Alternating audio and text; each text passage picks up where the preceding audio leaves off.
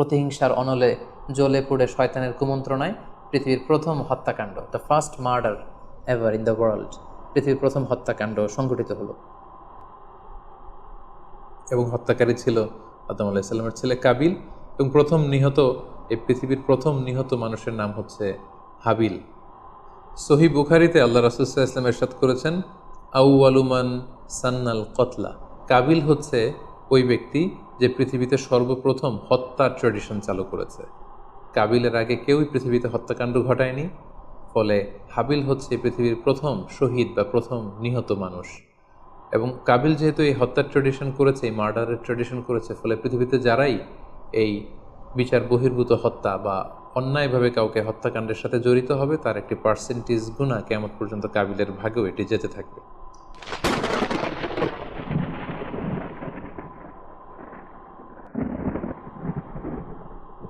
আসসালামু আলাইকুম ওয়া রাহমাতুল্লাহি ওয়া বারাকাতুহু।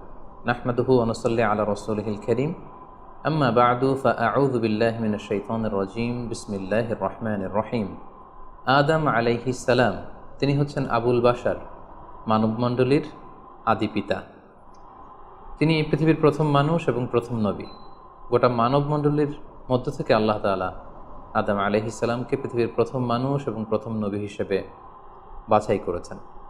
আর আমরা পৃথিবীতে যারা আছি, আমরা সবাই হচ্ছি বানি আদম বা আদম আলাইহিস সালামের বংশধর। আল্লাহ তাআলা আদম আলাইহিস সালামকে সৃষ্টি করার অনেক আগে এই পৃথিবীতে প্রথমে জিন তৈরি করেছিলেন। আল্লাহ তাআলা ইরশাদ করছেন, ওয়াল জান্না খলাকনাহু মিন ক্বাবলু মিন নারিস সামুম। আর আমি মানবজাতি সৃষ্টির অনেক আগে প্রজ্বলিত আগুনের শাখা থেকে জিন জাতিকে তৈরি করেছি।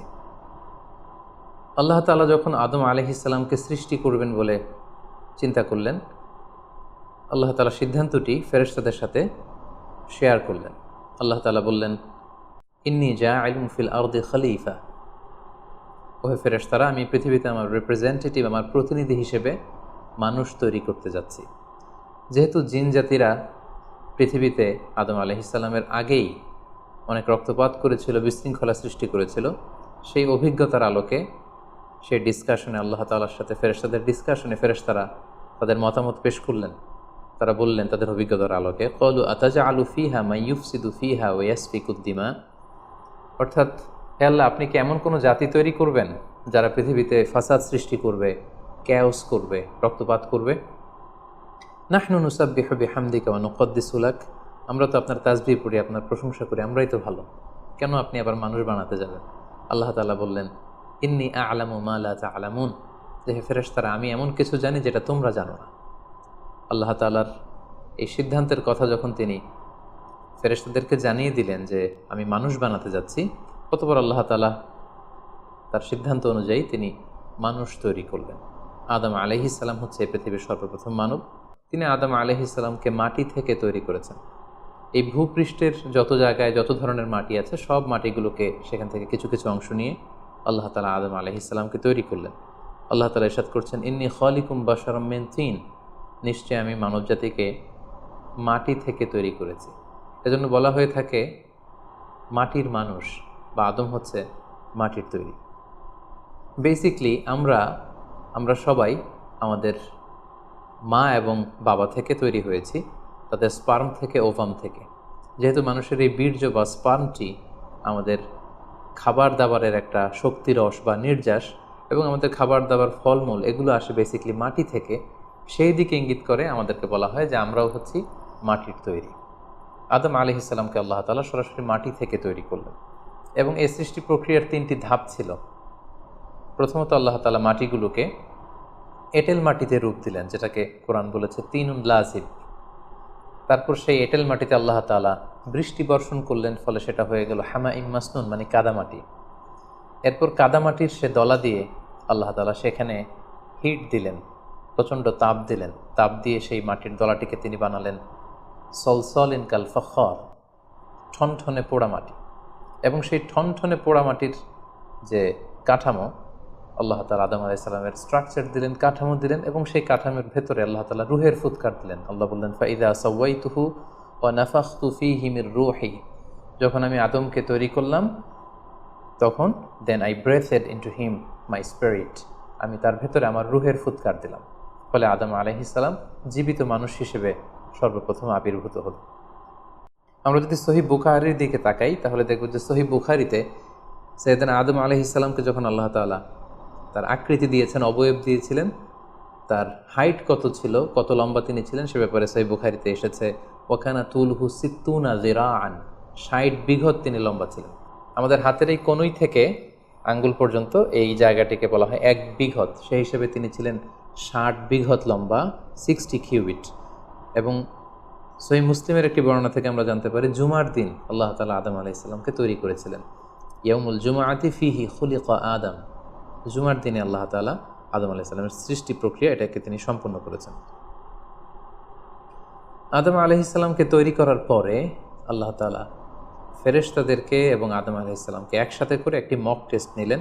সেখানে আল্লাহ তাআলা তাদের সবাইকে কিছু শব্দের নাম শিক্ষা দিলেন এবং আদম আলাইহিস সালামকে ফেরেশতাদের সামনে এনে ফেরেশতাদেরকে আল্লাহ তাআলা বললেন যে এগুলোর নাম যদি তোমরা আমাকে বলতে পারো তাহলে বলো। আল্লাহ তাআলা বললেন আম্বিউনি বিআসমাই হাউলাই ইন কুনতুম সাদিকিন। ফেরেশতাদেরকে প্রথমে প্রশ্ন করা হলো, বলো তো এগুলোর নাম কি? ফেরেশতারা উত্তর করতে পারলেন না। অতঃপর আদম আলাইহিস সালামকে লক্ষ্য করে আল্লাহ যখন বললেন ইয়া আদম আম্বিহুম বিআসমাইহিম, হে আদম তুমি এই জিনিসগুলোর নাম সবাইকে শুনিয়ে দাও। ফালাম্মা আম্বাআহুম বিআসমাইহিম, আদম আলাইহিস সালাম যখন একটার পর একটা সবগুলো জিনিসের নামকরণ করে ফেলতে পারলেন, সবগুলো জিনিসের নাম বলতে পারলেন, ক্বালা আলাম আকুল লাকুম ইন্নী আ'লামু গায়বাস সামাওয়াতি ওয়াল আরদ, আল্লাহ তাআলা ফেরেশতাদেরকে বললেন আমি কি তোমাদেরকে বলিনি যে আমি আকাশ জমিনের গায়েবের সমস্ত বিষয়ের ধারক এবং বাহক, সব বিষয়ের জ্ঞান আমার কাছে আছে। সো আদমকে আমি এমন কিছু স্পেশাল ফিচার দিয়ে তৈরি করেছি যেগুলো অ্যাঞ্জেলদের মধ্যে ল্যাকিংস ছিল, ফলে ফেরেশতারা সেগুলো জানার পরেও সেগুলোর নাম আল্লাহ তাআলাকে রিপিট করে বলে শোনাতে পারেনি। কিন্তু আদম আলাইহিস সালাম সবগুলো জিনিসের নাম একটার পর একটা তিনি বলে ফেলতে পারলেন। এবং এ থেকে প্রমাণিত হয় যে আল্লাহ তাআলা এখানে ফেরেশতাদের অপারগতা এবং আদম আলাইহিস সালামের শ্রেষ্ঠত্বের প্রমাণ তিনি এখানে স্থাপন করলেন। অনেকে প্রশ্ন করে থাকে যে আল্লাহ তাআলা আদম আলাইহিস সালামকে স্পেশালি এই জিনিসগুলোর নাম শিক্ষা দিয়েছিলেন, ফলে আদম আলাইহিস সালাম বলতে পেরেছেন, কিন্তু ফেরেশতাদেরকে তো এই জিনিসগুলোর নাম শিক্ষা দেওয়া হয়নি। সো তারা কি করে বলবে? কোরআনের কোথাও এটা সুস্পষ্ট বলা হয়নি যে আল্লাহ তাআলা যখন এই জিনিসগুলোর নাম শিক্ষা দিচ্ছিলেন তখন আলাদা করে আদম আলাইহিস সালামকে শিক্ষা দিচ্ছিলেন। বরং এমনও হতে পারে যে শেখানোর প্রক্রিয়াটি যখন চলছিল তখন ফেরেশতা এবং আদম তারা সকলেই উপস্থিত ছিল, কিন্তু আদম আলাইহিস সালামকে আল্লাহ তাআলা এমন কিছু মানবিক বৈশিষ্ট্য স্পেশাল ফিচার দিয়ে তৈরি করেছেন যার ফলে তিনি এগুলোর উত্তর করতে পেরেছিলেন। কিন্তু ফেরেশতাদের মধ্যে ওই বিষয়গুলো না থাকার কারণে ফেরেশতারা সেগুলোর উত্তর করতে পারেনি। ফেরেশতাদের সামনে আদম আলাইহিস সালামের শ্রেষ্ঠত্বের প্রমাণ হওয়ার পরে আল্লাহ তাআলা সকল ফেরেশতাদেরকে আদেশ করলেন যে তোমরা আদম আলাইহিস সালামকে একটা সম্মানসূচক সেজদা দাও, যেটাকে অনারারি প্রোস্ট্রেশন বলে। আল্লাহ তাআলা বললেন উসজুদু লি আদম ফাসাজাদু ইল্লা ইবলিস আবা ওয়াস্তাকবারা ওয়া কানা মিনাল কাফিরিন। আল্লাহ তাআলা আদেশ দেওয়ার সাথে সাথেই সকল ফেরেশতারা সেজদা দিল। আসলে সেজদাটা কেমন ছিল আমরা জানি না। আমরা সাধারণত রুকু করলে we just bow down our head just little bit, আমরা আমাদের মাথা একটু নিচু করি। আমরা যখন সেজদা দেই আমরা আমাদের কপাল মাটিতে ছুঁয়ে দেই, এটা হচ্ছে আমাদের সেজদা। কিন্তু ফেরেশতাদের সেজদা আসলে আদতে কেমন ছিল আমরা জানি না। এজন্য ফেরেশতাদের কোনো বিষয়, জিনদের কোনো বিষয়, এটা যদি আমরা আমাদের মতো করে কল্পনা করি এটা ভুল হবে। বরং যেভাবে সেজদা দেওয়ার দরকার ছিল ফেরেশতারা ঠিক সেভাবেই আদম আলাইহিস সালামকে সেজদা দিয়েছেন। কিন্তু এই সেজদাটি ইবাদতের সেজদা নয়, কারণ ইবাদত হিসেবে সেজদা দেওয়া যাবে শুধুমাত্র কেবলমাত্র আল্লাহ তাআলাকে। এই সেজদাটি ছিল সম্মানসূচক সেজদা, অনারারি প্রোস্ট্রেশন। ফাসাজাদু ইল্লা ইবলিস, আল্লাহ তাআলা আদেশ দেওয়ার সাথে সাথে সকল ফেরেশতারা সেজদা দিল ইবলিস ছাড়া। আবা ওয়াস্তাকবারা ওয়া কানা মিনাল কাফিরিন, সে সেজদা দিতে অস্বীকৃতি জানালো, ফলে সে কাফিরদের অন্তর্ভুক্ত হয়ে গেল। এখন প্রশ্ন হচ্ছে হু ইজ দিস ইবলিস? ইবলিশকে? এতক্ষণ পর্যন্ত আমরা আল্লাহ তাআলার সাথে ফেরেশতাদের ডিসকাশন, শেয়ারিং শুনেছি। আদম আলাইহিস সালামকে হঠাৎ করে সৃষ্টি করলেন, কিন্তু নাও এ নিউ ক্যারেক্টার অ্যাপিয়ার্ড, নতুন একটি ক্যারেক্টার চলে এসেছে, সেটা হচ্ছে ইবলিস। ইবলিস হচ্ছে এক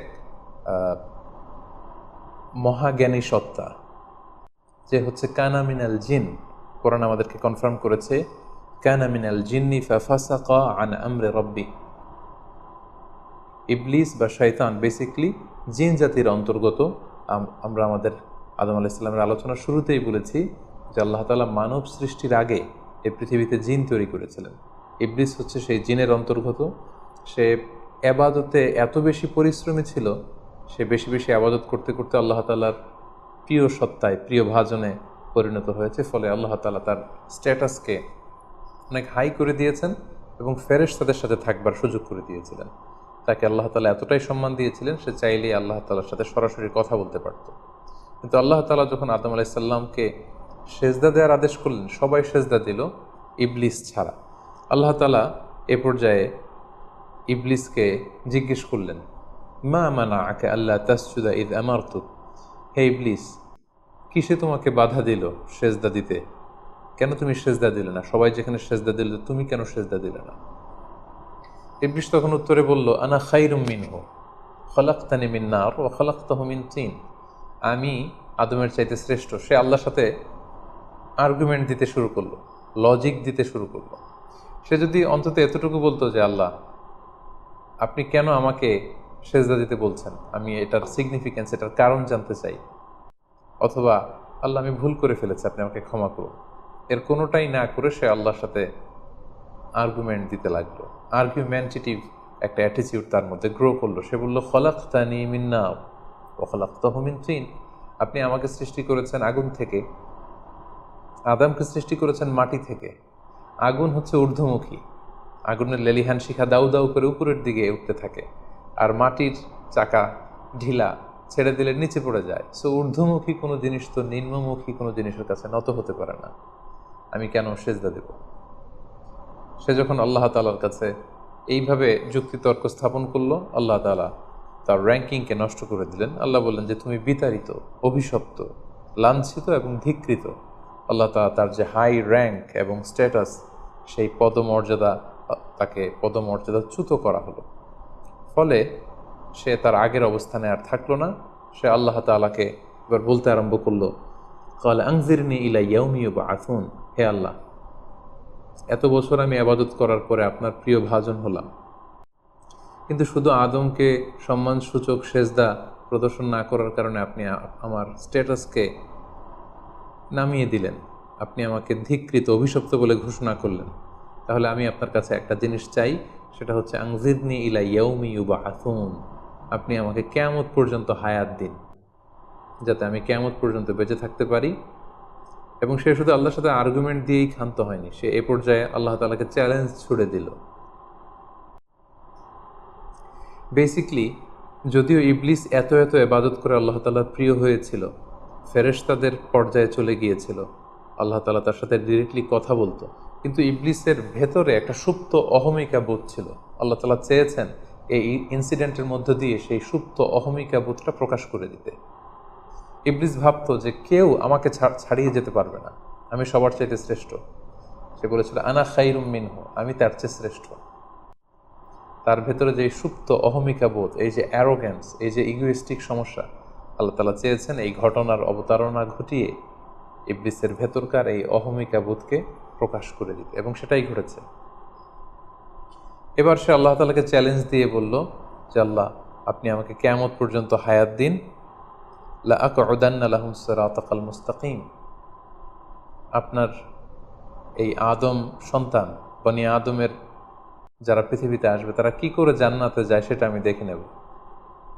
আমি সিরাতুল মুস্তাকিমের সামনে বসে থাকবো, যাতে করে তারা সরল সঠিক পথ পেতে না পারে, তারা যাতে সত্যের পথে থাকতে না পারে। আমি তাদেরকে সুম্মা লাআতিয়ান্নাহুম মিন বাইনি আইদিহিম ওয়া মিন খালফিহিম ওয়া আন আইমানিহিম ওয়া আন শামাইলিহিম, সামনে থেকে, পেছন থেকে, ডান দিক দিয়ে, বাঁ দিক দিয়ে, সব দিক দিয়ে আমি তাদেরকে কুমন্ত্রণা দিব, ধোঁকা দিব, টেম্পটেশন দিব, হুইসপারিং করব। ওয়ালা তাজিদু আকসারাহুম শাকিরিন, আপনি তাদেরকে শুকরগুজার, কৃতজ্ঞ বান্দাদের অন্তর্ভুক্ত পাবেন না। আল্লাহ তাআলা বললেন, লামান তাবিআকা মিনহুম লাআমলাআন্না জাহান্নামা মিনকুম আজমাইন, তুমি আমাকে চ্যালেঞ্জ দিচ্ছ, ঠিক আছে, আমিও তোমার চ্যালেঞ্জ নিলাম, চ্যালেঞ্জ অ্যাকসেপ্টেড। তোমাকে এবং তোমাকে যারা ফলো করবে, ফলোয়ারদেরকে, তাদের সবাইকে দিয়ে আমি জাহান্নামকে পরিপূর্ণ করব।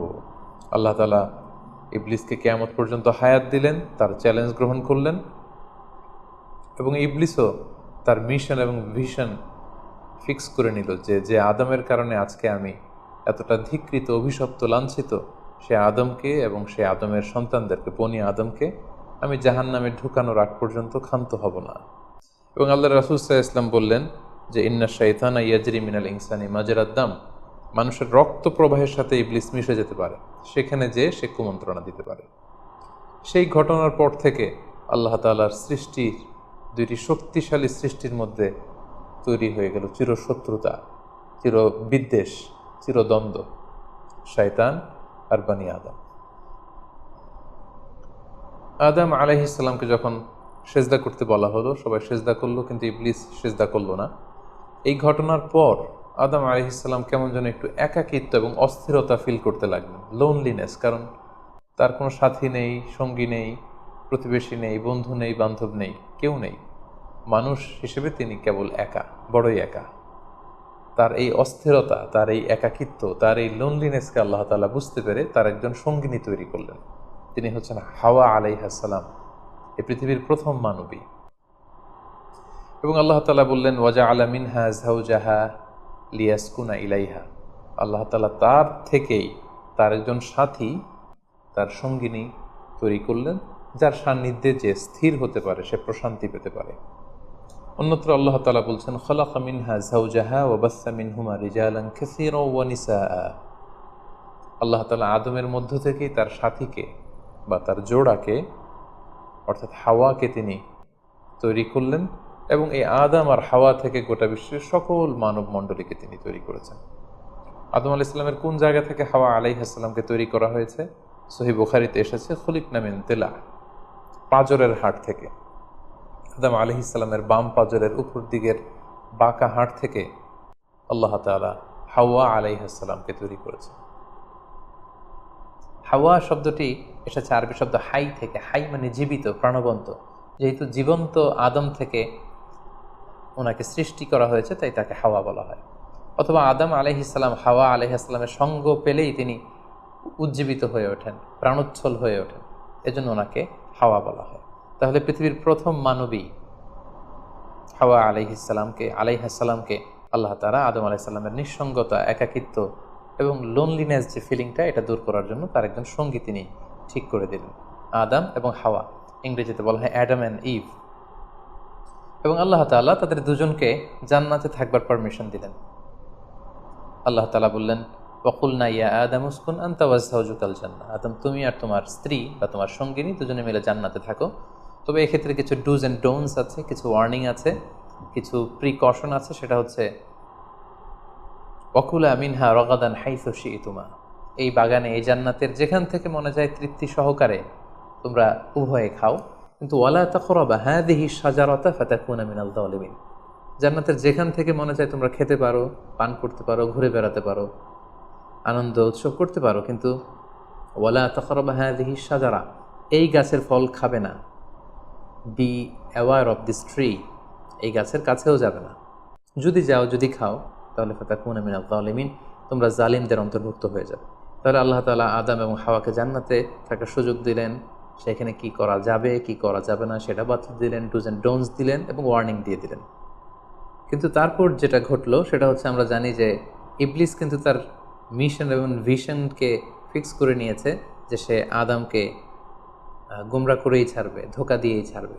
এবং সে অনুপাতে সে সামহাও জান্নাতে ঢুকে আদম এবং হাওয়া আলাইহিস সালামকে উইসপারিং করে, টেম্পটেশন দিয়ে, কুমন্ত্রণা দিয়ে তাদেরকে বিভ্রান্ত করে ফেলল। কোরআন বলছে ফাওয়াসওয়াসা লাহুমা শাইতান লিইউবদিয়া লাহুমা মা উরিয়া আনহুমা মিন সাওআতিহিমা, শয়তান তাদের দুজনকে টেম্পটেশন দিয়ে, কুমন্ত্রণা দিয়ে ধোঁকার মধ্যে ফেলে দিল। শয়তান এসে বলল, আমাকে আল্লাহ সৃষ্টি করেছেন অনেক আগে, তোমাদেরকে সৃষ্টি করার আগে আল্লাহ তাআলা আমাদেরকে জানিয়েছিলেন যে তোমাকে এবং হাওয়াকে আল্লাহ তাআলা এই জান্নাতে রাখতে চান না, তোমাদের দুজনকে আল্লাহ পৃথিবীতে পাঠিয়ে দিতে চান। কারণ এখানে তারাই থাকতে পারবে যারা ফেরেশতা, তোমরা ফেরেশতা নও। আর এখানে পার্মানেন্টলি থাকার জন্য, রেসিডেন্সিয়াল পারমিটের জন্য একটা জিনিস লাগে, সেটা হচ্ছে ওই গাছের ফল খেতে হয়। যারা ওই গাছের ফল খেয়ে ফেলবে তারা এখানকার চিরকালীন বাসিন্দা হয়ে যাবে। তারা কখনো পৃথিবীতে যাওয়া লাগবে না। সো এই জন্য আল্লাহ তাআলা তোমাদেরকে ফল খেতে নিষেধ করেছেন ওই গাছে। তোমরা যদি ওই গাছের ফল খেয়ে ফেলো তাহলে তোমরা এখানকার চিরস্থায়ী অধিবাসী হয়ে যাবে। কোনোভাবেই আল্লাহ তাআলা তোমাদেরকে এখান থেকে তাড়াতে পারবেন না। কিন্তু আল্লাহ তাআলা চাইছেন তোমাদেরকে এখান থেকে তাড়িয়ে পৃথিবীতে পাঠিয়ে দিবেন। আমি তোমাদেরকে কসম করে বলছি, আমি তোমাদের ওয়েল উইশার, শুভাকাঙ্ক্ষী। শয়তান বলল যে ওয়াকাসামাহুমা ইন্নী লাকুমা মিনান নাসিহিন, নিশ্চয় আমি তোমাদের জন্য শুভাকাঙ্ক্ষী, তোমরা আমার কথা শোনো। যদি এখানে আরামে দিনাতিপাত করতে চাও তাহলে তোমরা এই ফল খাও, ফলে তোমাদেরকে আর কোথাও যাওয়া লাগবে না। আদম আলাইহিস সালাম আল্লাহ তাআলার সে দেয়ার ডুজ অ্যান্ড ডোন্টস, সে ওয়ার্নিংয়ের কথা ভুলে তিনি এবং তার স্ত্রী ওই নিষিদ্ধ ফল থেকে খাওয়া শুরু করলেন। এবং খাওয়ার সাথে সাথেই ফালাম্মা যাকা শাজারাতা বাদাত লাহুমা সাওআতুহুমা ওয়া তাফিকা ইয়াখসিফানি আলাইহিমা মিন ওয়ারাকিল জান্নাহ। ওই নিষিদ্ধ গাছের ফল খাওয়ার সাথে সাথেই আদম আলাইহিস সালাম এবং হাওয়া আলাইহিস সালামের গায়ে যে জান্নাতি পোশাক ছিল অটোমেটিক্যালি সেই পোশাক খুলে পড়তে আরম্ভ করলো। ওনারা উলঙ্গ হয়ে যেতে লাগলেন। তড়িঘড়ি করে ওনারা জান্নাতের বিভিন্ন পাতা এনে, বিভিন্ন লতা পাতা এনে ওনাদের প্রাইভেটকে ওনারা ঢাকলেন। এবং তখনই ওনারা বুঝতে পারলেন, আমরা কি করলাম, আমরা তো মহাভুল করে ফেলেছি, আমরা তো আল্লাহ তাআলার আদেশকে অমান্য করেছি। আল্লাহ তাআলার সাথে সাথে বললেন, আলাম আনহাকুমা আন তিলকুমা শাজারা, আদম এটা তোমরা কি করলে, আমি তো এটা কখনো এক্সপেক্ট করিনি। আমি কি তোমাদেরকে নিষেধ করিনি এই গাছের ফল খেতে? এবং আমি কি তোমাদেরকে বলে দেইনি যে ইন্না শাইতানা লাকুমা আদুউম মুবিন, শয়তান তোমাদের সুস্পষ্ট চিরশত্রু? কেন তোমরা এই কাজটা করলে? আদম আলাইহিস সালাম এবং হাওয়া আলাইহিস সালাম ওনারা লজ্জিত হলেন, ওনাদের কাজের জন্য ওনারা লজ্জিত হলেন। আল্লাহ তাআলা বলছেন, ওয়ালাকাদ আহিদনা ইলা আদামা মিন ক্বাবলু ফানাসিয়া ওয়ালাম নাজিদ লাহু আজমা। আমি আদমকে ওসিয়ত করেছিলাম যে এই কাজটি তুমি করো না, কিন্তু আদম আলাইহিস সালাম ভুলে গিয়েছেন। আল্লাহ তাআলার আদেশ পালনে আল্লাহ বলছেন, আমি আদমকে দৃঢ় প্রত্যয়ী পাইনি। ফলে আদম আলাইহিস সালাম এবং হাওয়া আলাইহিস সালাম ওনারা নিজেদের ভুল বুঝতে পারলেন এবং অনুতপ্ত হলেন, লজ্জিত হলেন, আল্লাহ তাআলার কাছে ক্ষমা চাইতে লাগলেন। আল্লাহ তাআলা তাদেরকে ক্ষমার কিছু বাক্য শিখিয়ে দিলেন। ফাতালাক্কা আদামু মির রাব্বিহি কালিমাত, কিছু বাক্য শিখিয়ে দিলেন। সেই বাক্যগুলো কি ছিল? সেগুলো ছিল রব্বানা যালামনা আনফুসানা ওয়া ইল্লাম তাগফির লানা ওয়া তারহামনা লানাকুনান্না মিনাল খাসিরিন। হে আল্লাহ, আমরা জুলুম করে ফেলেছি আমাদের নাফসের উপর, আমরা ভুল করেছি। আপনি যদি আমাদেরকে ক্ষমা না করেন, যদি রহম না করেন, আমরা তো ক্ষতিগ্রস্তদের অন্তর্ভুক্ত হয়ে যাব।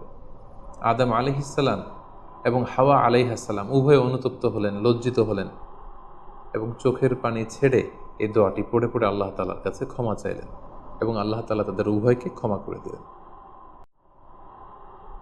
এবার আল্লাহ তাআলা তাদের দুজনকে বললেন, যেহেতু তোমরা আমার আদেশকে মান্য করতে পারোনি, সেজন্য তোমাদেরকে পৃথিবীতে চলে যেতে হবে। ইহবিতু বা'দুকুম লিবা'দিন আদু, তোমাদেরকে পৃথিবীতে নামিয়ে দেয়া হলো। ওয়ালাকুম ফিল আরদি মুস্তাকাররু ওয়া মাতাউন ইলা হিন, এই পৃথিবী হবে তোমাদের আবাসস্থল। এই পৃথিবীতে অনেক জীবন উপকরণ তোমাদের জন্য থাকবে। ফিহা তাহিয়াউন ও ফিহা তামুতুন ও মিনহা তুখরুজুন, you live there, you die there, and you will be resurrected from there. তোমরা পৃথিবীতে বসবাস করবে, পৃথিবীতেই তোমাদের মৃত্যু হবে এবং এই পৃথিবীর কবর থেকেই, মাটি থেকেই তোমাদেরকে আবার আমি পুনরুত্থান করব। And this is my decision. Adam আলাইহিস সালাম এবং হাওয়া আলাইহিস সালাম পৃথিবীর প্রথম মানব এবং মানবীকে জান্নাত থেকে আল্লাহ তাআলা পৃথিবীতে নামিয়ে দিলেন। এবং আল্লাহ বললেন যে তোমাদেরকে নামিয়ে দিয়ে আমি ক্ষান্ত হচ্ছি না। ফাইম্মা ইয়াতিয়ান্নাকুম মিন্নি হুদান, আমার গাইডেন্স তোমাদের কাছে আসবে। ফামান তাবিআ হুদায়া ফালা ইয়াযিল্লু ওয়ালা ইয়াশকা, আমার দেয়া পথ নির্দেশিকা এবং গাইডেন্স যারা মেনে চলবে তারা কখনো পথভ্রান্ত হবে না, তারা কখনো গোমরা হবে না। অতঃপর আল্লাহ তাআলা তাদের দুজনকে পৃথিবীতে নামিয়ে দিলেন। আদম এবং হাওয়া কোথায় নামিয়ে দিলেন এ ব্যাপারে ঐতিহাসিকদের মধ্যে মতভেদ পাওয়া যায়। কিছু কিছু ঐতিহাসিকগণ বলেন যে আদম আলাইহিস সালামকে মক্কা এবং তায়েফের মাঝখানে দাহনা নামক একটা জায়গা আল্লাহ নামিয়ে দিয়েছেন। কোনো কোনো বর্ণনা মতে পাওয়া যায় যে আদম আলাইহিস সালামকে আল্লাহ তাআলা ইন্ডিয়ান সাবকন্টিনেন্টে শ্রীলঙ্কার সিংহাল নামক একটা জায়গায় পাঠিয়েছেন এবং তারা সেখানে অ্যাডামস পিক নামে একটি পাহাড়ের কথা বলে থাকেন, যেখানে আদম আলাইহিস সালামের ফুটপ্রিন্ট বা পায়ের ছাপ সংরক্ষিত আছে বলে অনেক ঐতিহাসিকগণ মত প্রকাশ করেছে। হাওয়া আলাইহিস সালামকে সৌদি আরবের জেদ্দা নগরীতে আল্লাহ তাআলা নাজিল করেন বলে অনেক ঐতিহাসিকগণ মতামত দিয়েছেন। তাহলে তারা পৃথিবীর এক এক দিকে এক একজন। অনেক দিন পরে তারা দুজন সৌদি আরবের জাবালে রাহমা, যেখানে বিদায় হজের ভাষণ দিয়েছিল আল্লাহ রাসূল সাল্লাল্লাহু আলাইহি ওয়াসাল্লাম, ময়দানটাকে বলা হয় ময়দানুল আরাফাত। আরাফাতের ময়দানে ওনারা আবার রিইউনাইটেড হয়েছেন এই পৃথিবীর বুকে। সম্মানিত, শুধু এ পর্যায়ে আমরা জানবো how was the life of Adam and Eve on earth. এই পৃথিবীতে আদম আলাইহিসসালাম এবং হাওয়া আলাইহিসসালামের একেবারে পৃথিবীর শুরুর দিকের জীবন পরিক্রমাটা কেমন ছিল। হাউ ওয়াজ দেয়ার লাইফ, কীভাবে তারা তাদের জীবন অতিবাহিত করেছে। আমরা জানি যে তাদের দুজনের মাধ্যমেই হিউম্যান হিস্ট্রি শুরু হয়েছিল, মানব ইতিহাস। তাদের জীবন পরিক্রমাটা কিছুটা ভিন্ন, আমাদের চাইতে ভিন্ন, যেহেতু তারাই পৃথিবীর প্রথম মানব এবং মানবী। তাদের কোনো প্রতিবেশী নেই, তাদের কোনো বন্ধু বান্ধব নেই, পৃথিবীতে আর কোনো মানুষ তাদের আশেপাশে ছিল না, শুধু তারাই। তো সেক্ষেত্রে এক আল্লাহ তাআলার ইবাদত ছাড়া তাদের মৌলিক যে কাজটা ছিল সেটা ছিল পপুলেশন, কাল্টিভেশন অ্যান্ড কনস্ট্রাকশন। কী করে জনসংখ্যা বৃদ্ধি করা যায় পৃথিবীতে, কী করে সন্তান লালন পালন করা যায়, কী করে চাষাবাদ করা যায়, কী করে ফার্মিং করা যায়, এবং কী করে মানব সভ্যতার বিনির্মাণ করা যায়, এটাই ছিল পৃথিবীর প্রথম মানব এবং এই মানবীর প্রধানতম দায়িত্ব। যেহেতু ওনারা যদি নতুন প্রজন্ম তৈরি না করেন, ওনারা যদি চাষাবাদ না করেন, ওনারা যদি সভ্যতা বিনির্মাণ না করেন, তাহলে পৃথিবীতে মানব সভ্যতা টিকে থাকবে না। ফলে মৌলিক ইবাদতের পাশাপাশি এগুলোই ছিল ওনাদের কাজ। আল্লাহ তাআলা সব শিখিয়ে দিলেন কিভাবে গাছ রোপণ করতে হয়, কিভাবে চাষাবাদ করতে হয়, কিভাবে ছাগল গরু এগুলো লালন পালন করতে হয়, এবং সেখান থেকে কিভাবে দুধ দহন করে নিজেদের খাবারের যোগান দিতে হয়। বেসিকলি আদম আলাইহিস সালামের কাছে যে সহিফাগুলো নাজিল হয়েছিল, সেখানে শরীয়তের মূলনীতির চাইতে কিভাবে পৃথিবী আবাদ করতে হবে এই বিষয়গুলোই বেশি স্থান পেয়েছিল। এক্ষেত্রে সবচেয়ে মজার ব্যাপার হচ্ছে আদম আলাইহিস সালামের এই জীবন পরিক্রমার সবচেয়ে গুরুত্বপূর্ণ একটি মজার বিষয় হচ্ছে যে কিছুদিন পরেই তাদের কুলকে আলোকিত করে, তাদের সংসারকে আলোকিত করে নতুন প্রজন্ম আসতে শুরু করলো। এবং আদম আলাইহিস সালাম এবং হাওয়া আলাইহিস সালামের মাধ্যমে যে সন্তানরা পৃথিবীতে আসতো তারা ছিল অলওয়েজ টুইন বেবি বা যমজ সন্তান হিসেবে আসতো। সর্বপ্রথম আল্লাহ তাআলা তাদেরকে একটি সন্তান, একটি ছেলে সন্তান এবং একটি মেয়ে সন্তান দিয়ে ধন্য করলেন, এবং তারা তাদের নাম রাখলেন, ছেলেটির নাম রাখলেন কাবিল, মেয়েটির নাম রাখলেন আকলিমা। এবং তারপরের বছর আবারও হাওয়া আলাইহিস সালাম গর্ভবতী হয়ে সন্তান জন্ম দিলেন। সেক্ষেত্রেও একটি ছেলে একটি মেয়ে, কারণ এই ছেলে মেয়েদের বিয়ে দেওয়ার তখন পদ্ধতি ছিল এই বছর যেই ছেলে জন্মগ্রহণ করেছে সেই ছেলের সাথে পরের বছরের মেয়ের বিয়ে হতো, এবং এই বছর যে মেয়ে জন্মগ্রহণ করেছে তার সাথে পরের বছরের ছেলের সাথে এভাবে ক্রসিং সিস্টেমে বিয়ে হতো। যেহেতু পৃথিবীতে আর কোনো মানুষ তাদের আশেপাশে ছিল না, ফলে নিজেদের ভাই বোনদের মধ্যে বিয়ে হতো, তবে ওলটপালট করে। তো এর ফলে বাই ডিফল্ট আদম আলাইহিস সালামের ছেলে কাবিলের ভাগ্যে এসে জুটল তার পরের টার্নের যে বোন জন্মগ্রহণ করেছে হাবিলের সাথে, তার নাম ছিল লাবুদা। লাবুদার সাথে কাবিলের বিয়ে হবে এবং হাবিলের সাথে ইকলিমার বিয়ে হবে, এটাই ফিক্স করা হলো। কিন্তু এখানে একটি সমস্যা দেখা দিল, সেটি হচ্ছে ইকলিমা ছিল খুবই সুন্দরী, she was a very beautiful lady. ফলে কাবিল এটা মেনে নিতে পারেনি। সে প্রশ্ন উত্থাপন করলো যে কেন আমি লাবুদাকে বিয়ে করব? লাবুদা হচ্ছে কিছুটা শ্যামলা প্রকৃতির, আমি তাকে বিয়ে করব না, বরং আমার সাথে আমার যে বোন জন্মগ্রহণ করেছে সে ইকলিমাকে আমি বিয়ে করব। আদম আলাইহিস সালাম বললেন, না, এটা আল্লাহর দেয়া আদেশ। তোমার সাথে তোমার যে যমজ বোন জন্মগ্রহণ করেছে তাকে তুমি বিয়ে করতে পারবে না, বরং তোমার পরে হাবিল এবং লাবুদা যে জন্মগ্রহণ করেছে সে লাবুদা হবে তোমার স্ত্রী, এবং তোমার সাথে তোমার যে বোন আকলিমা জন্মগ্রহণ করেছে সে আকলিমা হবে হাবিলের স্ত্রী। কিন্তু কাবিল এটা সহজে মেনে নিতে পারেনি। ফলে সে এখানে প্রশ্ন উত্থাপন করলো এবং সে বলল যে আমি আকলিমাকে বিয়ে করতে চাই। দেখা দিল এক মহা সমস্যা। তখন আল্লাহ তাআলা আদম আলাইহিস সালামকে জানিয়ে দিলেন, ঠিক আছে, হাবিল এবং কাবিলকে কুরবানি করতে বলো, যার কুরবানি কবুল হবে সেই আকলিমাকে পাবে। এবং তখন কুরবানির সিস্টেম ছিল কোরবানি করে চলে আসার পরে আকাশ থেকে আগুন এসে যেই কোরবানিকে ঝলসে দিত, সেই কোরবানিটা আল্লাহ তাআলার কাছে কবুল হয়েছে বলে ধরে নেওয়া হতো। আদম আলাইসাল্লামের ছেলে কাবিল বেসিকলি চাষি ছিল, সে এক বস্তা গম আল্লাহ রাস্তায় কোরবানি করলো। আর হাবিল সে মেষ চড়াতো, ছাগল চড়াতো, সে একটি বকরি জবাই করে আল্লাহ রাস্তায় কুরবানি করলো এবং তারা অপেক্ষা করতে লাগলো যে কার কুরবানি কবুল হয়। দেখা গেল আকাশ থেকে আগুন এসে হাবিলের বকরি বা ছাগলটাকে ঝলসে দিয়েছে, কিন্তু কোনো আগুন এসে কাবিলের গমের বস্তাকে বা গমের স্তূপকে ঝলসে দেয়নি। ফলে প্রমাণিত হলো যে হাবিলের কুরবানি আল্লাহ তাআলার দরবারে কবুল হয়েছে এবং আল্লাহ তাআলার দেয়া আগের বিধান অনুযায়ী হাবিলই আকলিমাকে বিয়ে করার সুযোগ পাবে। এই কথাটি আল্লাহ তাআলা খুব সুন্দর করে কোরআনুল কারীমে উল্লেখ করেছেন। আল্লাহ বলছেন, ফাতুকুব্বিলা মিন আহাদিহিমা ওয়া লাম ইউতাকাব্বাল মিনাল আখার। তাদের একজনের কুরবানি কবুল হলো, আরেকজনেরটি হলো না। ফলে হাবিল আকলিমাকে বিয়ে করার সুযোগ পেল। কিন্তু কাবিল এতে আরো প্রচণ্ড জেলাসি ফিল করতে লাগলো। সে হিংসায় জ্বলে পুড়ে অত্যন্ত রেগে গিয়ে বলল, লা আক্তুলান্নাক, হাবিল আমি তোমাকে হত্যা করব, তোমাকে হত্যা করে হলেও আমার সুন্দরী বোন আকলিমাকে আমি ছিনিয়ে নিব। তখন হাবিল বলতে লাগলো যে, লাইন বাসাত্তা ইলাইয়া ইয়াদাকা লিতাকতুলানি মা আনা বিবাসিতি ইয়াদি আলি ইলাইকা লিআকতুলাক। অর্থাৎ, হে কাবিল, তুমি যদি আমাকে হত্যা করতে অগ্রগামী হও, হাত বাড়াও, আমি আমার হাতকে বাড়াবো না তোমাকে আঘাত করার জন্য। কারণ তুমি যদি আমাকে হত্যা করো তাহলে আমার পাপ, তোমার পাপ সবটাই তোমার ঘাড়ে বর্তাবে, আর আমি এত বড় পাপ কাজ কখনোই করতে চাই না। কাবিল এ কথাতেও ক্ষান্ত না হয়ে সে হত্যা করতে উদ্ধত হলো এবং সে তার কথা মতো তার ভাই হাবিলের উপর চড়াও হয়ে আক্রমণ করে তার আপন ভাই হাবিলকে সে হত্যা করে ফেলল। কোরআন বলল, ফাকাতালাহু ফাসবাহা মিনাল খাসিরিন। কাবিল হাবিলকে হত্যা করে ফেলল প্রতিহিংসার অনলে জ্বলে পুড়ে শয়তানের কুমন্ত্রণায়।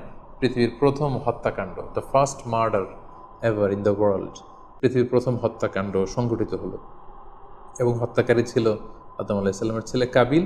এবং এই পৃথিবীর প্রথম নিহত মানুষের নাম হচ্ছে হাবিল।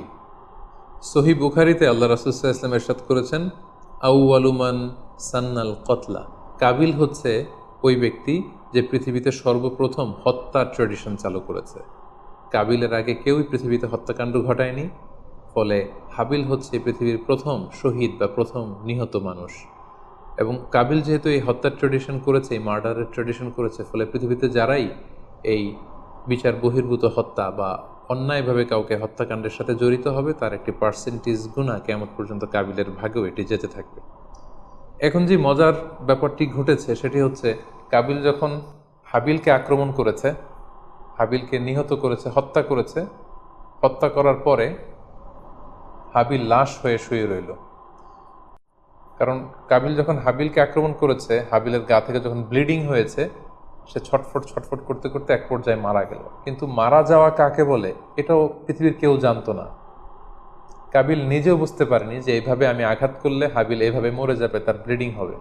মৃত্যু কি এটা তারা জানে না, কারণ এই পর্যন্ত এই পৃথিবীতে কেউ তো মারা যায়নি। ফলে সে দেখলো যে কিছুক্ষণ আগে আমার ভাই হাবিল আমার সাথে কথা বলছিল, এখন হাবিল আর কথা বলে না, চুপ করে শুয়ে আছে, নড়ে না চড়ে না। কাবিল তার ভাইকে কাঁধে নিয়ে ঘুরতে লাগলো। কি করবে? সে কথা বলে না কেন? কারণ এটা যে মৃত্যু, দিস ইজ দ্য ডেথ, এটা তাদের জানা ছিল না। এবং তার ভাইয়ের লাশকে সে কি করবে সে নিজে বুঝতে পারছিল না। তখন হাবিলকে শিক্ষা দেওয়ার জন্য আল্লাহ তাআলা একটি কাককে পাঠালেন। ফাবাআসাল্লাহু গুরাবান ইয়াবহাসু ফিল আরদি লিউরিয়াহু কাইফা ইউয়ারি সাওআতা আখি। দুটি কাক এসে একটি কাক আর একটি কাককে হত্যা করলো এবং হত্যাকারী কাকটি তার ঠোঁট দিয়ে তার পা দিয়ে মাটি খুঁড়ে গর্ত করে সেই গর্তের ভেতরে মৃত কাকটিকে ফেলে আবার মাটি দিয়ে ঢেকে ফেললো। এই দৃশ্যটি হাবিল দেখে বুঝতে পারলো যে কাবিল দেখে বুঝতে পারলো আমাকেও একই কাজ করতে হবে। কাবিল তখন মাটি খুঁড়ে তার ভাই হাবিলকে মাটি চাপা দিয়ে পৃথিবীর প্রথম ফিউনারাল বা বারিফাইংয়ের যে সিস্টেম, কবর দেওয়ার যে প্রক্রিয়া, এটা তিনি সারলেন। আদম আলাইহিস সালাম তখন চলে গিয়েছিলেন মক্কায় কাবা নির্মাণের কাজে বা হজের কাজে। সেখান থেকে ফিরে এসে এই ঘটনা শুনে তিনি অত্যন্ত দুঃখ পেলেন।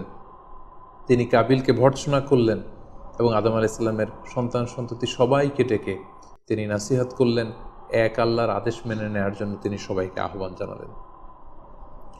হাবিলের পরবর্তীতে আল্লাহ তাআলা এওয়াদান আন হাবিল, হাবিলের পরিবর্তে তিনি শীস আলাইহিসসালামকে আদম আলাইহিসসালামের ছেলে হিসেবে পৃথিবীতে দান করলেন। হাওয়া আলাইহিসসালামের কোল জুড়ে পৃথিবীতে আসলো শীস, এবং তার সাথে তার টুইন বোন হাজুরা পৃথিবীতে আসলো। এবং আদম আলাইহিসসালামের পরে শীস আলাইহিসসালামকে আল্লাহ তাআলা নবী হিসেবে সিলেক্ট করলেন। এবং সহিহ ইবনে হিব্বানের একটি বর্ণনা এসেছে, যদি বর্ণনাটি দুর্বল, যে শীস আলাইহিসসালামের কাছে আল্লাহ তাআলা 50টি সহিফা নাজিল করেছিলেন। দেখতে দেখতে আদম আলাইহিসসালাম তার জীবনের 1000 বছর পূর্ণ করলেন, তিনি বয়োবৃদ্ধ হয়ে আসলেন এবং তার এই নবুয়তির দায়িত্ব আল্লাহ তাআলা শীস আলাইহিসসালামের কাঁধে দেওয়ার পরে আদম আলাইহিসসালামের পৃথিবী থেকে বিদায় নিলেন। কোথায় তাকে কবর দেওয়া হয়েছে? ঐতিহাসিকদের মধ্যে একাধিক মত পাওয়া যায়। কোনো কোনো বর্ণনা মতে ওনাকে মক্কাতে কবরস্থ করা হয়েছে, কোনো কোনো ঐতিহাসিক বর্ণনা মতে ওনাকে বাইতুল মাকদাসে কবরস্থ করা হয়েছে। আর ঠিক এভাবেই পৃথিবীর প্রথম মানব এবং প্রথম নবী আদম আলাইহিসসালাম এই পৃথিবী থেকে বিদায় নিয়ে পরপারে পাড়ি জমালেন। সম্মানিত সুধী, আদম আলাইহিসসালামের এই জীবনী থেকে আমাদের জন্য কি শিক্ষা? কেন আল্লাহ তাআলা কালামুল্লাহ মাজিদে কুরআনুল কারীমে নবীদের ঘটনাগুলো বর্ণনা করেছেন? কেন আদম আলাইহিসসালামের ঘটনা আমাদেরকে শুনিয়েছেন? নিশ্চয়ই এর পেছনে কারণ রয়েছে। সেটি হচ্ছে আমরা যাতে করে এই জীবনী থেকে আমাদের প্রাত্যহিক জীবনের জন্য শিক্ষা, লেসন, এগুলো যাতে গ্রহণ করতে পারি। আদম আলাইহিসসালামের এই বর্ণাঢ্য জীবনী থেকে, সংগ্রামী জীবনী থেকে আমরা কি শিখতে পারি, কি কি লেসন আমাদের জন্য রয়েছে, এ পর্যায়ে আদম আলাইহিসসালামের জীবনী থেকে শিক্ষাগুলো আমরা আলোচনা করব। আদম আলাইহিসসালামের জীবনী থেকে প্রথম যে শিক্ষাটা আমরা পাই সেটা হচ্ছে সৃষ্টির জন্য অহংকার করা বা অ্যারোগেন্স এটা শোভা পায় না। অহংকার করা এটা হচ্ছে স্রষ্টার বৈশিষ্ট্য। কোনো সৃষ্টি কখনো অহংকার করতে পারে না। আল্লাহ তাআলা বলেছেন হাদিসে কুদসিতে, আল কিবরিয়া উরিদা ই, অহংকার হচ্ছে আমার চাদর, এজন্য যে অহংকার করবে ওকে আমি জাহান্নামে নিক্ষেপ করব। কিন্তু শয়তানের ক্ষেত্রে আমরা এই মিস্টেকটাই দেখেছি। সে অহংকারের ফাঁদে পা দিয়ে আল্লাহ তাআলার আদেশ অমান্য করেছে এবং সে ধিক্কৃত, অভিশপ্ত একটা সত্তায় পরিণত হয়েছে। এবং সে বলেছে যে আনা খাইর মিনহু, আমি আদমের চাইতে শ্রেষ্ঠ। কোনো বিশ্বাসী, কোনো প্র্যাকটিসিং মুসলিম কখনো নিজেকে বড় মনে করতে পারে না। ইসলাম আমাদেরকে এটা শেখায় না।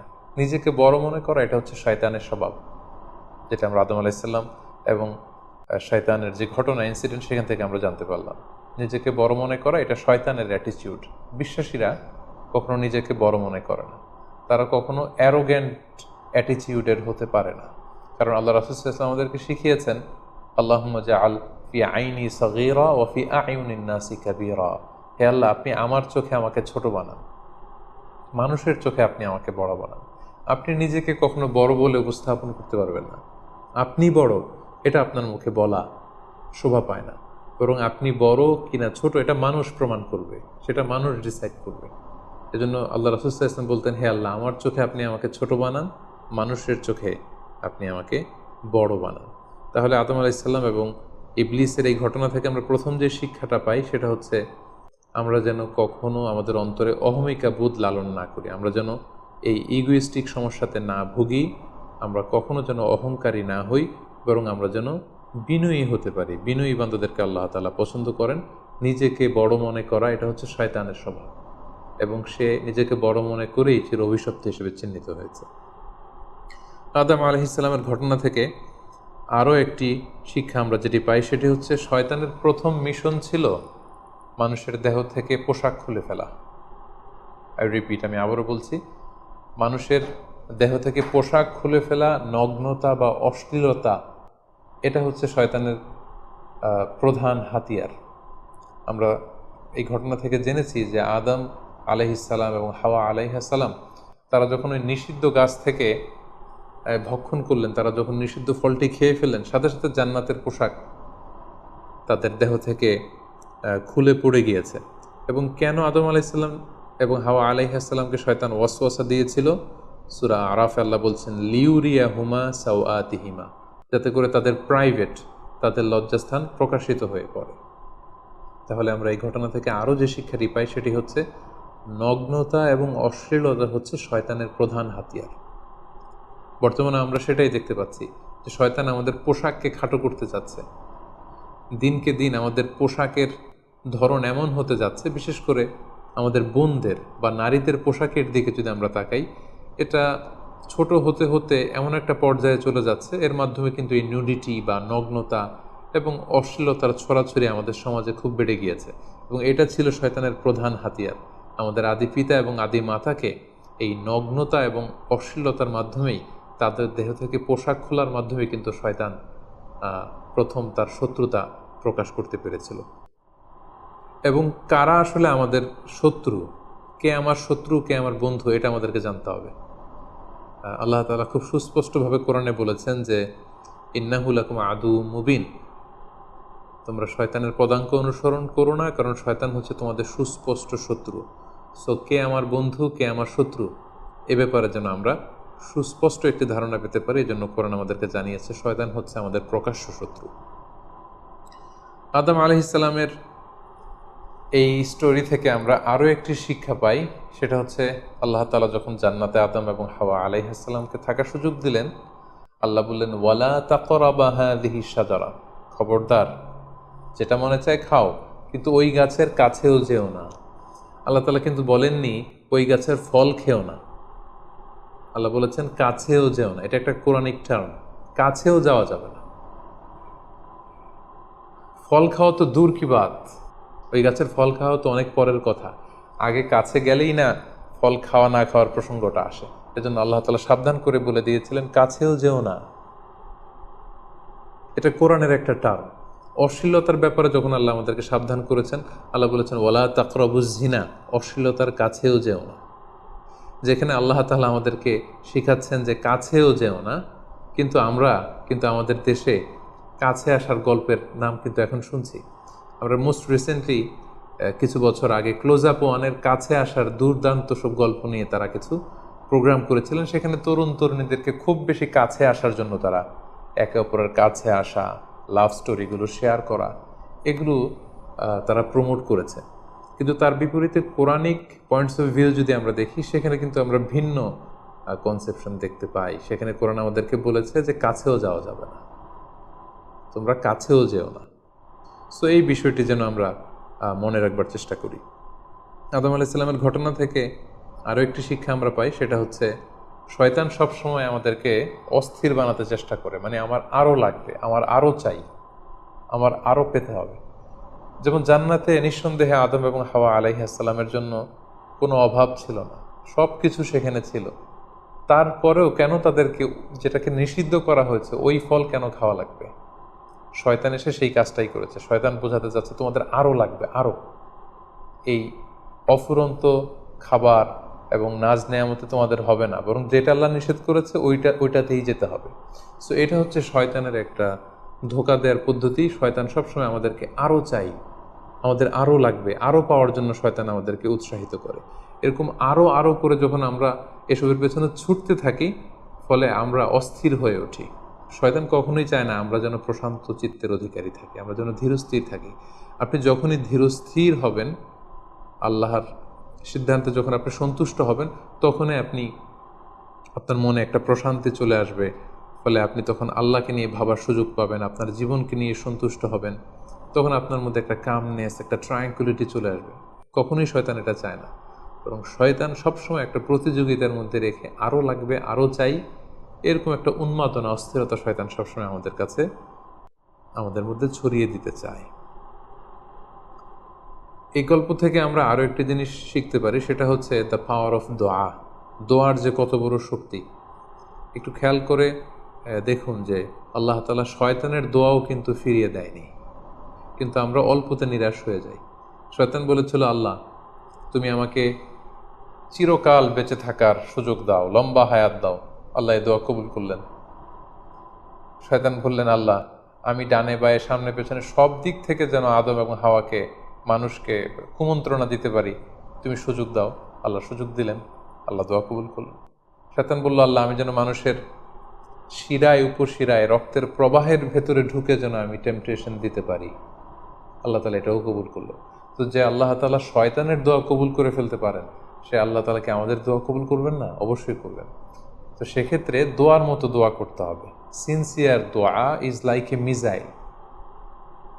আপনি যদি সিনসিয়ারলি দোয়া করেন, এটা মিজাইলের মতো। মিজাইল হামলা করলে যেমনি লক্ষ্যবস্তুতে যে ভেদ করে, তেমনি দোয়ার মতো যদি দোয়া করা যায়, চাওয়ার মতো যদি আল্লাহ তালার কাছে চাওয়া যায়, সেই দোয়াটাও আল্লাহ তালা কবুল করবেন। দোয়া ইজ ইটস অ্যান আর্ট, এটা একটা শিল্প। কেমন করে চাইতে হয়, কেমন করে দোয়া করতে হয়, সেটাও জানতে হয়। সো আমরা যখন আল্লাহ তালার কাছে চাইবো, আমরা যেন খুব সিনসিয়ারলি চাই। 5 নম্বর যেই শিক্ষাটি আমরা পাই সেটা হচ্ছে রিপেন্টেন্স, অনুতপ্ত হওয়া। শয়তানও আল্লাহর আদেশ অমান্য করেছে, আদম আলাইহিস সালামও আদেশ অমান্য করেছে। আল্লাহ বলেছেন সেজদা দাও, শয়তান সেজদা না দিয়ে আদেশ অমান্য করল। আল্লাহ তাআলা আদমকে বলেছেন এই গাছের কাছে যেও না, আদম আলাইহিস সালাম ভুল করে খেয়ে তিনিও আদেশ অমান্য করলেন। পার্থক্যটা কোথায়? পার্থক্য হচ্ছে শয়তান ভুল করে সে ভুলের উপর অটল থেকে গিয়েছিল, অহংকার করেছিল, কিন্তু আদম আলাইহিস সালাম ভুল করে তিনি অনুতপ্ত হয়েছিলেন। শয়তান ভুল করে ভুলের উপর স্থির থাকে, আর আল্লাহর প্রিয় বান্দারা ভুল করে তারা আল্লাহ তাআলার কাছে ক্ষমা চায়। আমরা মানুষ হিসেবে আমাদের ভুল হতেই পারে, এটা খুবই স্বাভাবিক। কুল্লুকুম খত্তা, তোমরা সবাই পাপী, ও খৈরুল খত্তাইনা তাওয়াবুন, এই পাপীদের মধ্যে সবচেয়ে শ্রেষ্ঠ পাপী হচ্ছে যে পাপী পাপ করার পরে আল্লাহ তাআলার কাছে তওবা করে, অনুতপ্ত হয়। অনুতপ্ত বান্দার চোখের পানির যে কত পাওয়ার, জাহান্নামের আগুন কোনো কিছু দিয়ে নেভানো সম্ভব না, কিন্তু অনুতপ্ত বান্দার চোখের পানি দিয়ে জাহান্নামের আগুন নিভে যায়। একজন বান্দা যখন ভুল করে, পাপ করে, ভুল বুঝতে পেরে অনুতপ্ত হয়ে চোখের পানি ছাড়ে, তার চোখের পানি চোখ বেয়ে, তার নাকের ডগা বেয়ে মাটিতে পড়ার আগেই আল্লাহ অনুতপ্ত বান্দার সব গুনাহ মাফ করে দেন। তাই আমরা যেন আল্লাহ তাআলার কাছে অনুতপ্ত হতে পারি। শয়তান আল্লাহকে সেদিন চ্যালেঞ্জ দিয়ে বলেছিল, আল্লাহ আমি দেখে নেব কি করে তুমি তোমার বান্দাদেরকে জান্নাতে ঢুকাও। আল্লাহ তাআলা বললেন, চ্যালেঞ্জ অ্যাকসেপ্টেড, তোমার চ্যালেঞ্জকে আমিও গ্রহণ করলাম। তুমি আজীবন আমার বান্দাদেরকে ধোঁকা দিবে, কিন্তু আমার বান্দা যখন অনুতপ্ত হয়ে চোখের পানি ছেড়ে ক্ষমা চাইবে, আমি জীবনের সব গুনাহ মাফ করে দেব। সো অনুতপ্ত হয়ে আল্লাহর কাছে চাওয়ার এই সুযোগকে যেন আমরা নষ্ট না করি। আমরা যেন ভুল করলে আল্লাহ তাআলার কাছে ক্ষমা চাই, আমরা যেন তাওবা করে ফিরে আসি।